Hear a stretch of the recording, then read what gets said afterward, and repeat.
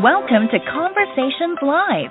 For more than a decade, we've brought you the best in books, entertainment, celebrity interviews, and current events. When the movers and shakers of the world have something to say to you, they say it to us first. Here's your host, Cyrus Webb. Welcome back, everyone, to Conversations Live. I'm your host, Cyrus Webb. Glad you all could join us once again. But for our radio audience at WYAD 94.1 FM and WYADonline.com, we're glad that you all could be with us. Also tuning in worldwide, thanks to our friends at iHeartRadio and Amazon Music Podcast. We're glad you all could be with us as well. Well, as you guys know, November is recognized as a lot of things. One thing that may not get the attention where you are is it's also recognized as Epilepsy Awareness Month. And we're so excited to be able to spotlight this today because it is something that so many people are dealing with. And if they're not dealing with it personally, they may be a caregiver of someone who has epilepsy. Well, if you're wondering exactly what is epilepsy and also about these symptoms, we're excited about our next guest. We're excited to welcome neurologist Dr. Danielle Becker to our program. Dr. Becker is a medical director of epilepsy for the Metro Health System in Cleveland. We also are joined with Lauren, who's 23.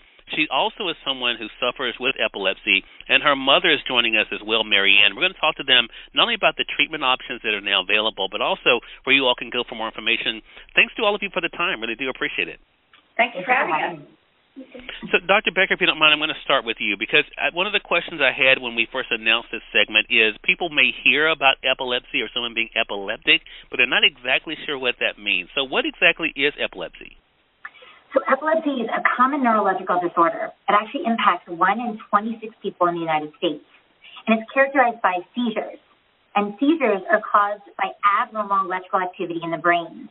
The problem is if this happens and continues to happen, it can cause issues with memory and cognition. It can cause limitations in education, in employment, in driving, as Lauren can speak to personally. And it also can cause something called sudden unexpected death in epilepsy, which is the reason why we want to make sure that people know about advanced treatment options beyond medications, because the goal is to greatly reduce, if not stop, the seizures if we can. So let's dive into that a little bit more, if you don't mind, Dr. Becker, because one thing I have heard recently, especially here in listens to the radio station here in Mississippi, is, you know, they for so many people, they think epilepsy only is for adults. But are you finding that more people are realizing how this impacts young people as well? Absolutely. In fact, epilepsy is thought to be a bimodal disease, which means the two peaks are actually one in infancy, early childhood, and then as you get older because of strokes and tumors and things like that. So it equally or almost equally impacts, children and adults. And as when Lauren shares her story, her seizures, or at least when they were initially discovered, she was 8 years old. Yeah. And we're excited that Lauren could be here with her and her mother, Maryanne. One more question for you, Dr. Becker, though. You mentioned treatment options. So what treatment are available, and how can people with epilepsy get these treatments? Absolutely. So there are many different treatment options. So there's over 30 drugs on the market, but the issue is in over 1 million people, if they fail 2 or more medications, the likelihood that a third, fourth, fifth medication is going to control their seizures is less than 5%. And so what are the other options? And how do they learn about them, as you asked? So the idea would be to find a specialist or go to an epilepsy center where they can actually be seen by people who specialize in epilepsy and know the latest evaluation and treatment options beyond medication. So, for example, one treatment could be surgery. Another is something called neuromodulation, less invasive, personalized. An example of that is the RNS system, or responsive neurostimulation system, which is the device actually that Lauren has. And what it is it's an implant in the brain that senses the first abnormality of any possible seizure and then sends an electrical pulse to stop the seizure within milliseconds, ideally to stop it before Lauren or a patient feels a seizure come on. Oh, wow.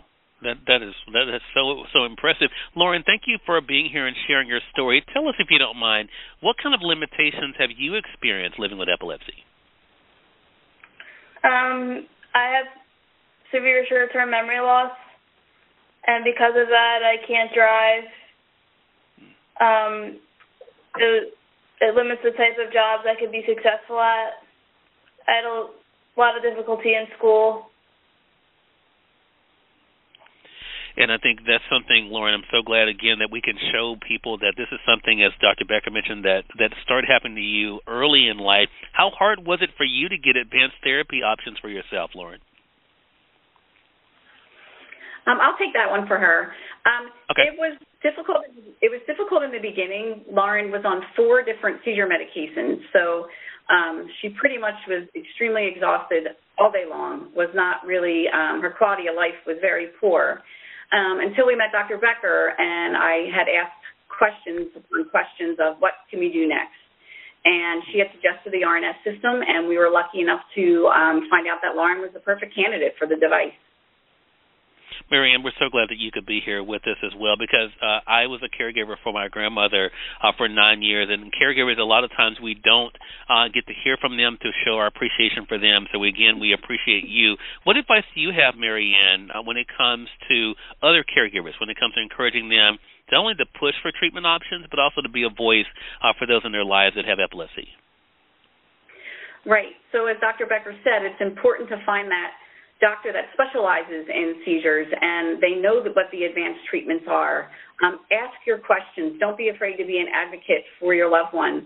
And there's treatment options that come along all the time. So, it's a journey. Epilepsy is very much trial and error with treatments, and you just have to find the one that works for you and just never, ever give up. Well, I'm so glad the three of you could be here with us to be able to share this information. Again, everyone, we have neurologist Dr. Danielle Becker joining us, who's the medical director of epilepsy for the Metro Health System in Cleveland. Also, we have Lauren that's joining us, sharing a bit of her story, and her mother, Maryanne. Dr. Becker, where can our audience go for more information? They can go to the website, neuropace.com, and they can actually take a quiz there to see if the RNS is a device that might be right for them. All right, and we'll make sure that we link that up for our audience. Thanks to the three of you for the time. Really appreciate all the great work you all are doing and help spread the word. And looking forward to speaking with you again. Thank you for having us. Thank you. Hey, glad to do it. And we thank your audience for tuning in to another great segment of Conversations Live, part of our News You Can Use segment here at WYAD. Until next time, I'm your host, Cyrus Webb, saying as always, enjoy your day, enjoy your life, enjoy your world. Thank you all for choosing Conversations Live, and let's go make today amazing. Take care.